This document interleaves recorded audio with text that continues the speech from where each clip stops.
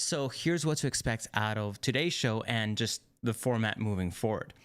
So we're exploring some questions in the beginning of each episode where we essentially look at a question for the week. I give it, you explore how you would answer that, and then the following week we'll actually address that question just to start off with. So it's a nice bite-sized chunk.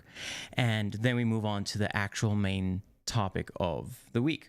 So here is the very first question. There's no question to answer as this is episode 1. But here is the very first question for this week. Now, if you were with a fellow Muslim, if one of your friends was perhaps within the Islamic faith, how would you demonstrate to a Muslim that claims Jesus is not God? What scriptures are your go-to? Like, how would you actually address that? How would you address the challenge of a Muslim asking you, well, how do you know Jesus is God? Where does Jesus claim to be God? That is the question for this week. So explore it, look into it. Next week, I'll actually address how I usually answer this question, and we'll move on from there. Now, the topic for today is, does apologetics still matter? I'm excited to get into that. Later in the show, after that, I'm actually going to share some updates within the ministry, within some new Christian merch that's coming, which I'm really excited about. And then at the end of each show, we actually go through... Sorry, I'm also checking out the chat while we're going. All right, we're live. Yes, we are. So at the end of the show, we're actually going through any questions that come on in the chat. And then that way, we hopefully have a Q&A session at the end of each show. So that might be whatever question comes on in the chat, but I'll try my best to answer it. I do not have all the answers. I never claim to have all the answers, but I will be honest about that. If something is asked that I'm just not sure of, I will tell you. But I will definitely try my best to answer that. So again, into the episode of today. Does apologetics still matter? Now, remember, we're in an era that is marked by skepticism, pluralism, and increasing secularism. Now, some may question the relevance of apologetics. After all, with the rise of science, technology, I'm talking about like stuff like ChatGPT. Like, why would we need anything else if we have everything, right? It's a simple Google search away. We have access, especially in first world countries, to a whole bunch of knowledge. We have resources. We have funding. Like, do we truly still need apologetics, or even Christianity for that matter? That is the thing we're exploring today. So let's begin by acknowledging the landscape of belief and unbelief, because as I said, with the rise of information, especially here in North America, the North American church, there aren't real struggles. So we don't tend to have to rely on Christianity necessarily. Like, remember, I'm from South Africa. So I used to lead mission trips to Mozambique. And every year when we went, the areas that we were in had no electricity. Like, there was no power. So we would build a makeshift toilet. We would trade at the markets with other foods and stuff like that. Now, yes, they did take money off, of course, but the belief level that these people had was out of the world. Like, they relied so heavily on God, which was really encouraging to see. And then obviously coming from a third world country to a first world country, it is different. But I can say, being in a third world country where Christianity is pretty prominent. Remember, South Africa is like 65% Christian. Still, like, I was visiting there in January, and next to the highways on billboards, there was like, Jesus is the only way. On billboards next to the highway in Johannesburg. Like, it was crazy. Big trucks driving in front of you. All of them had these stickers of these Bible verses. Like, Christianity was everywhere. Yet, there's not this reliance, because Christianity is such a part of everyone. There's not necessarily a very hands-on rah-rah, if you're calling volunteers and stuff in the church, where I find here in Canada, as soon as you make a call out in churches, man, people are all in. They give their time, they give their resources, everything.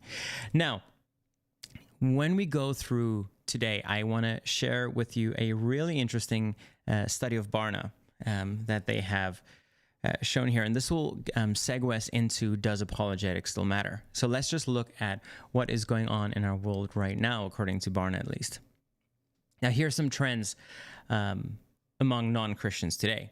So this is crazy. Elders compared to Gen Z. So when you go through this table and you see, like, within one lifetime, we actually went down from 76% Christians right now to Gen Z, 56% Christians. Now, when you actually look at this graph, if we compare Gen Z and elders, we can see that there's a 20% drop that went straight to red, no faith. Like people, Gen Z is just like, nope, you know what, 25% are now without faith. Where elders, above boomers, are like only 5%. So that's a direct jump, not even to a different faith or being agnostic, or it's just like, nope, nothing. Now, this is really important for us to know, whether you're in a church setting or just a Christian going around. Like, open, growing, and curious. How do you describe yourself spiritually? They ask this to the people of no faith. And this is really encouraging to see. 26% of people are open to it. 25% are so growing, who have no faith, and 25% are curious. Now, that's where apologetics comes in, because when people are curious, they ask questions, right? And this is exactly where we need to act. Now, this was interesting. Pastors think the causes of doubt are past experience with a religious institution, and number two, the hypocrisy of religious people. Now, they asked pastors, and then they asked the people of no faith. Check what the people of no faith said. People of no faith, 42%, the hypocrisy of religious people is a top cause of doubt. Like, it's the top cause of doubt. People of no faith. And that's essentially a direct correlation on our actions. It's like, man, how are we? Are we embodying the life of Christ? Are we being Christ through our actions, through our language, through our words we use? Christians, stop being hypocrites. Is essentially what this study is telling us. Then the second one, 31% is science. And I'm like, whoa, that was mind-blowing, because I had just presented a case for God at Grace Church up in Newmarket. And the very first one, making a case for God, is you try and see if the scientific worldview leads you to God. And I mean, just on the Kalam cosmological argument, just in itself, right? Everything that begins to exist has a cause. Our universe began to exist. Therefore, the universe requires a cause, right? That's just following the simple pursuit of science, at least concluding that, hey, there has to be a causal agent for our universe. Well, right? Then you use deductive reasoning and get to a point where it's like, all right, well, if our universe requires a cause and we see space-time matter coming to existence at the beginning of our universe, therefore, at least following deductive logic, the causal agent has to be outside those parameters, timeless, spaceless, immaterial. And then extremely powerful for all the energy in our universe. A personal, meaning able to have the capacity to choose to cause something, because impersonal forces like a rock cannot choose to cause anything. Right? So anyway, I'm not gonna, this is not the, oh, my TV just went on. let me turn it off. I'll be right back. Enjoy this blues tune.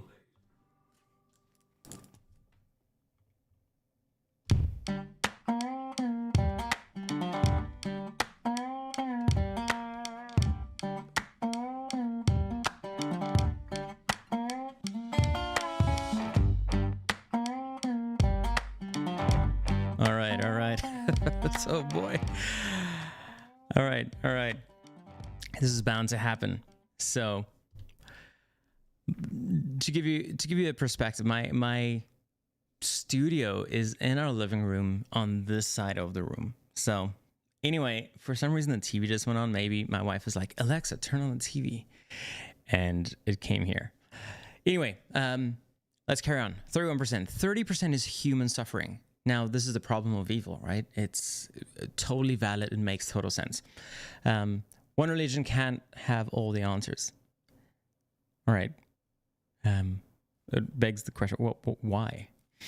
24% conflict in the world, which to me, conflict in the world and human suffering, those two, I would have probably put them together, because conflict in the world is speaking of something that is morally wrong, and human suffering, like human suffering is morally wrong. I don't know. I would have probably put those two in the same category of morality. And let's carry on. So this is good. This speaks also to the hypocrisy thing that this study reveals. Being honest. It's important for people of no faith to be honest. So, as an example, when I said from the get-go with the questions, right? If I do not know, I will say so.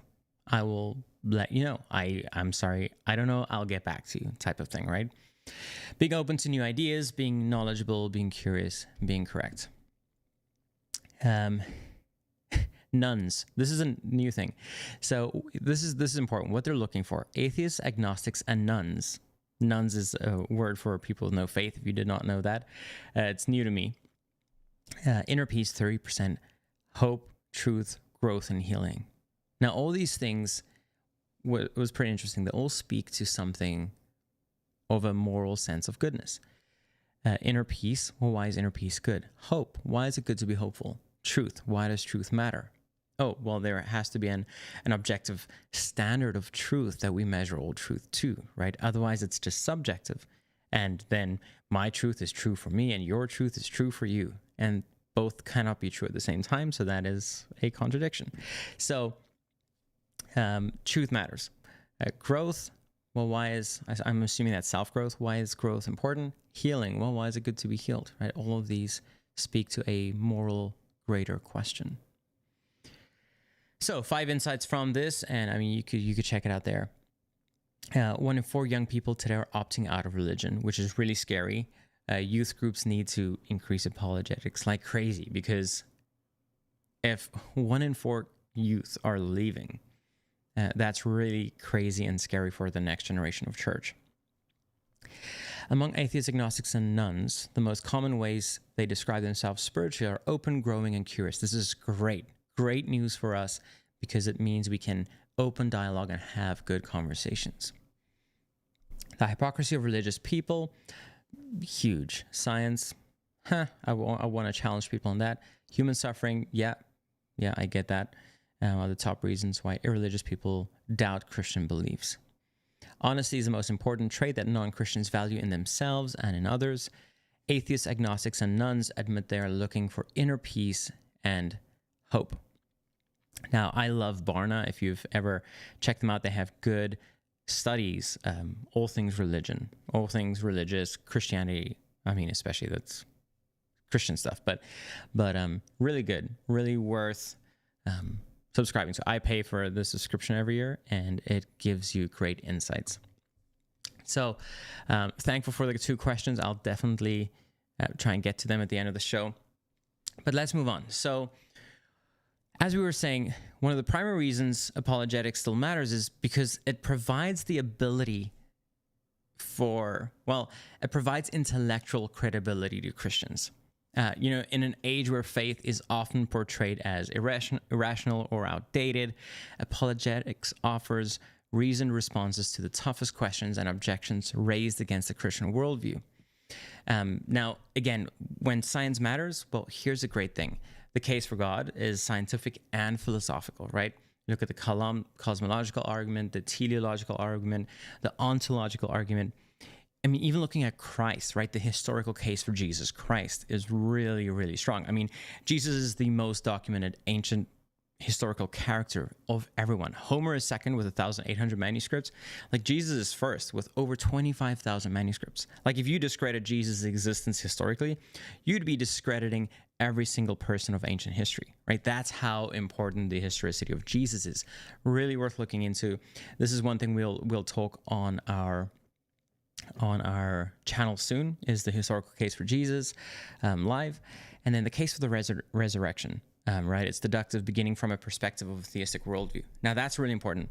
When we deal with the case of the resurrection, we always want to go from a position of a theistic worldview. Because you see, if someone has just a normal atheistic worldview, something like miracles and a resurrection does not work in a naturalistic worldview. So you have to first establish the case for God. Well, if God is a reasonable case to be in and to believe in, well, then it is completely possible that miracles can happen. And from a case of God's existence, you move on through the case of the resurrection. Now, why does apologetics still matter, especially for Gen Z? Everyone, but especially Gen Z. Now, there's a big movement right now in both directions. As we had established, yes, we focus a lot on Gen Z, but when I was speaking at Grace Church, I encountered so many people that just became Christian, that are exploring Christianity. Like, I was invited because they had so many people, ex-Muslims coming there and seeking, well, what is Christianity? Is this true? Is this the true world religion?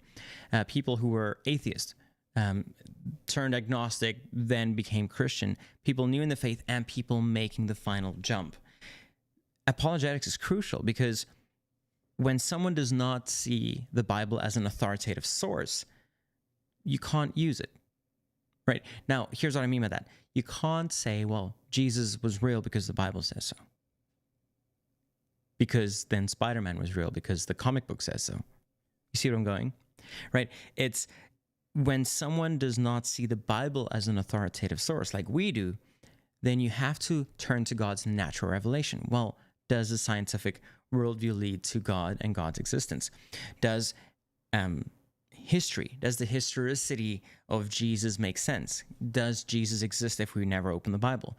Are there any other writings and writers who wrote about him, right? What can we deduce is true on Jesus and his attributes, the character and the person he was, if we were to never open the Bible?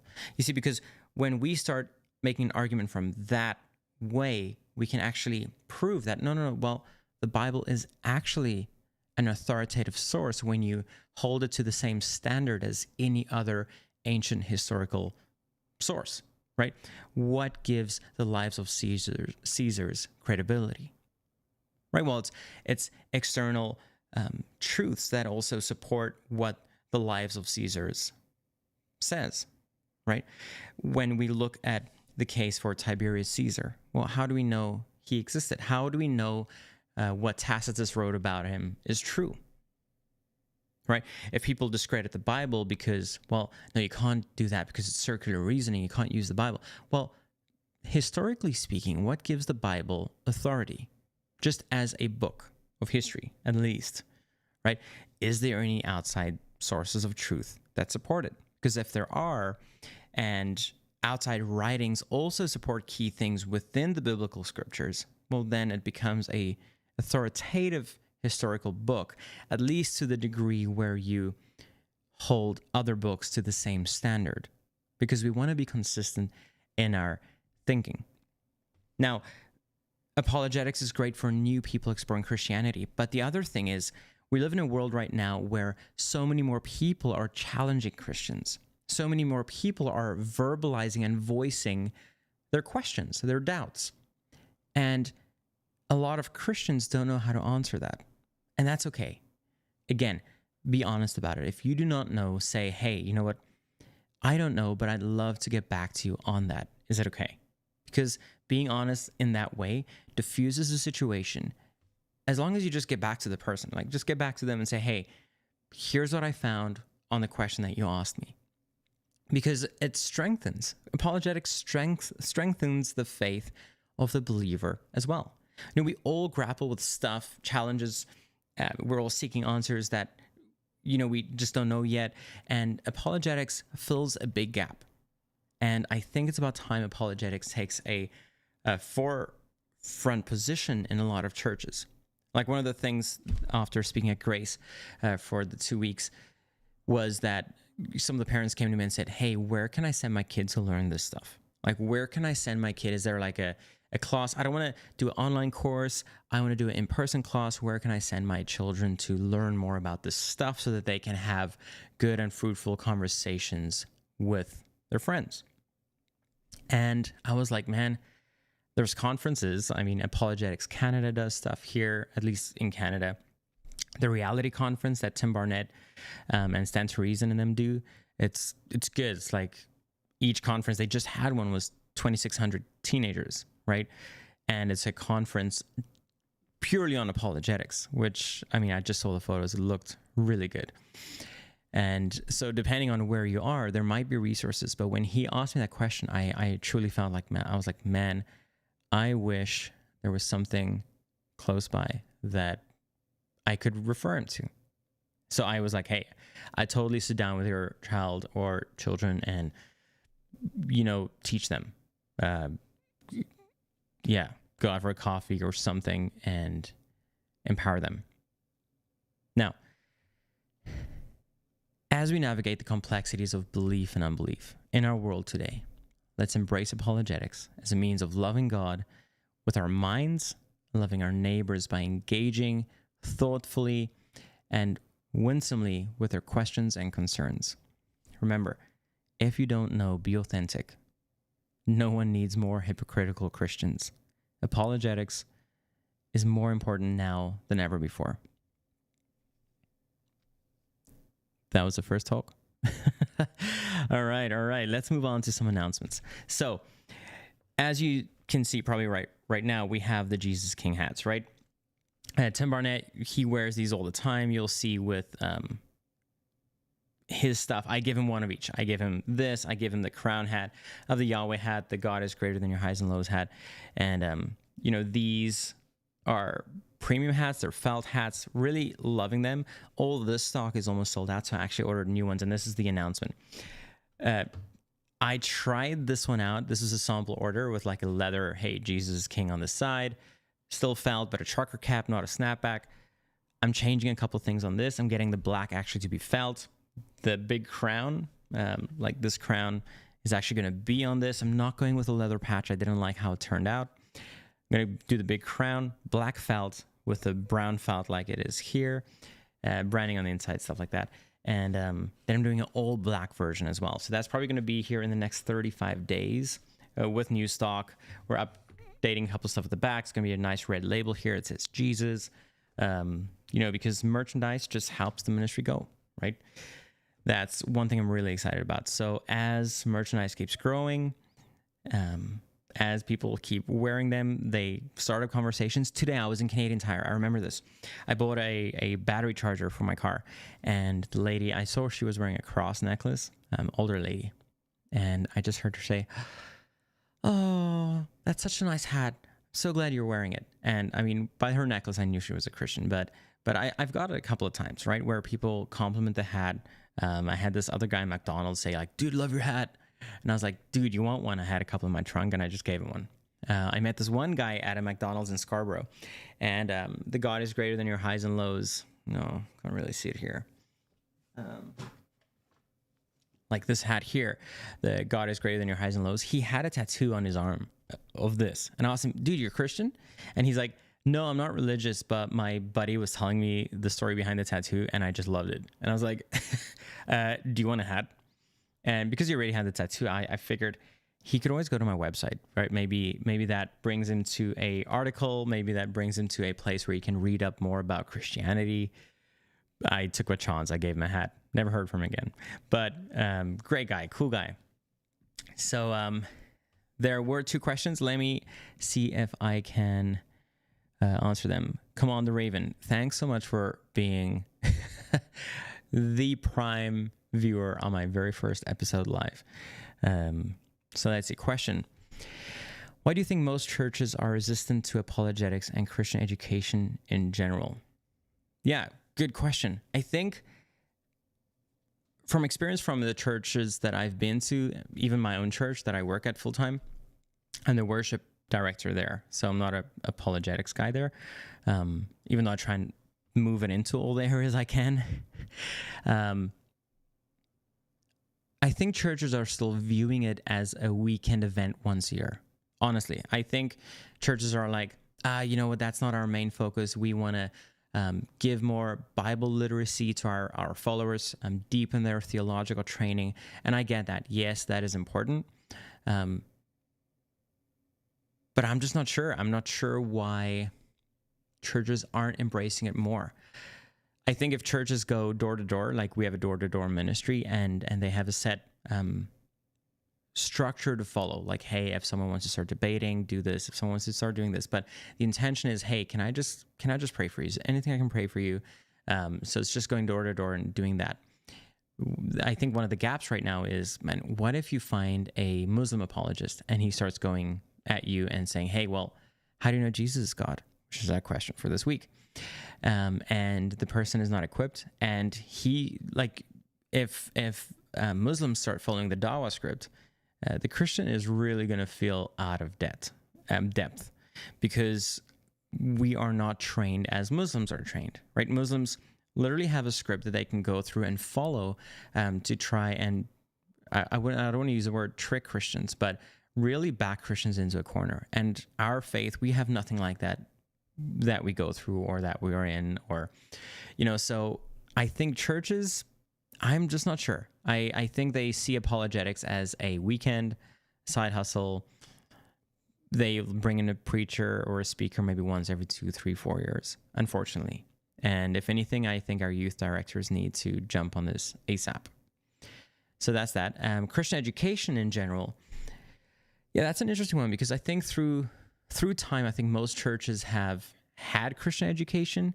Like they would offer a school program or a daycare program or like some other form of education, and then they would drop it again because it's not it's a lot. It's running a school is a lot. Now our church rents out to a Christian school. I know there are a couple of bigger churches like Cedar View who have it's a Christian school right there. Grace Church has a Christian school right in the church. But the Christian education in general, I'm going to assume the question is about schools. So here, yeah, I'm not sure why churches don't do this predominantly or mostly, but it's such a great service right now to offer to parents and kids in general because of all the wokeness going on, right? We're taking Amelia, who's going to grade 1 in September, we're taking her out of the public school because we just can't deal with it. We we don't want to deal with it. So we're actually putting her in a Christian school, the Christian school at our church. Now, it's obviously it's expensive, right? We don't pay for public school directly. Our taxes pay for it. But, I see theology, church history. I see what you're saying. All right, I'll wrap this thought up and go into that. But yeah, it's expensive, right? So I think running a school, I get it. No, not a lot of churches can manage that. But as far as theology and church history and stuff like that, good question, because church history and just history in general, like the historicity of Jesus, it's almost like an apologetic tool. Like knowing, hey, why are there so many denominations? It's a valid question. Why are we Baptist? Why are there Baptist and Anglican and Catholic and non-denominational? Like, what is the history behind all of that? Good questions. Our church just started a institute, Springville Institute, where we focus on this Tuesday mornings and Wednesday evenings. We have these classes, and they've all been sold out. And this is second year running. So the fact that they're all sold out is telling us, people want and are hungry for this deeper theological training. Like you're saying, like your question is literally asking that, right? Like, why are churches not doing this? Now, I also want to say churches are generally understaffed and just don't have a lot of time. I do want to say that. So it might be that the guys are just burning out, don't have capacity to do more. But then it also brings up a question, hey, well, when we're hiring someone new, is this perhaps a side job where we could just start exploring that? So very good question. Churches have certain main things first that their budget has to look after. Which is like the speaker, administration, family ministries, teenagers, worship leader, an accountant, the finances team, stuff like that. So I wish churches would do that more, because we've seen our church pump like so like people love the institute. All right, question number 2. Would you help apologists on the technical side to help them create an apologetics channel? 100%. So Tim Barnett Not sure if you know him, Red Pen Logic. So he lives like 20 minutes from my house. So I set up his YouTube studio, everything, recommended all the gear that he has, set up the gear, set up profiles of his camera with him, also set up editing templates within Final Cut Pro for him and Logic. Essentially all he does, we just upgraded him to DaVinci Resolve, but he just drags and drops. That's all he does. So he records his video. We set up the teleprompter for him as well.